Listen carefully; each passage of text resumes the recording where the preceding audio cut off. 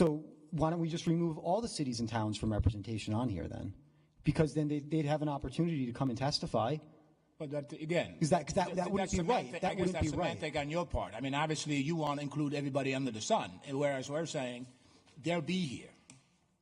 I understand they'll be here to testify, Representative Barros. That is far different than sitting on the commission. Well, I understand that. But again, in a commission, obviously, you can't include everybody. We don't want to include everybody. There was a gentleman here who testified at the public hearing on this resolution who's extremely knowledgeable about these issues. He may be from a perspective that differs from the majority of the people on this commission, but that's exactly what we need in the commission to provide us with a good report. So differing viewpoints. So you're saying you just want to, stop this whole proceeding and just for one individual?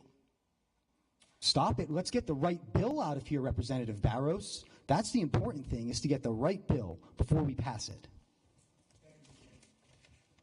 Yes, Justin. It's not just one gentleman. It's an organization that studies and promotes and addresses all issues across the board. This is one of the issues that they might be the counterpart to open up the discussion to make it more relative and so that we could come out with more of an accurate commission that would.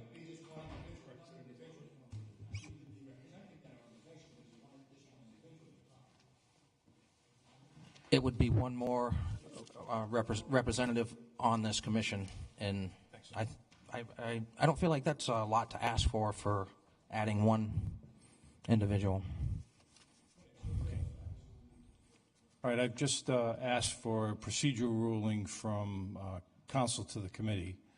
Procedurally, consideration of a committee amendment where this bill stands now as far as public notice would be inappropriate. The appropriate method for addressing the issues that Representative Price and Representative Filippi have indicated would be a floor amendment. The reason being is that we've had a public hearing on this. The sub-A has been ruled by the legal counsel to the Speaker as not being substantive in nature.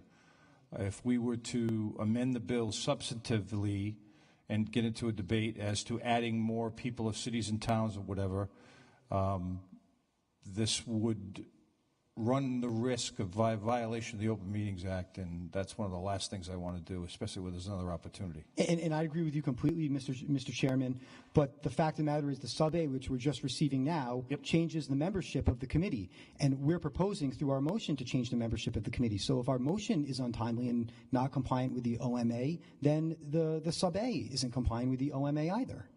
Well, what I'm telling you is that I understand your legal analysis, but we've got in an interpretation from the umpire of sub-A's, which is Richard Respallo. So whether we think it was a ball or a strike, the fact of the matter is that the umpire called the pitch. Well, I'd like to move at this time to add a member of the Rhode Island Center for Freedom and Prosperity to the membership of this commission. I'd second that motion. Okay, any discussion? All those in favor signify by saying aye. Aye. All those opposed, nay. Nay. The nays have it. Okay. So back to the original motion on this held original bill and the adoption of the sub-A version. Seconded. All those in favor signify by saying aye. Aye. Aye. Nay. Opposed, nay. Nay. The ayes have it. Thank you, Rick.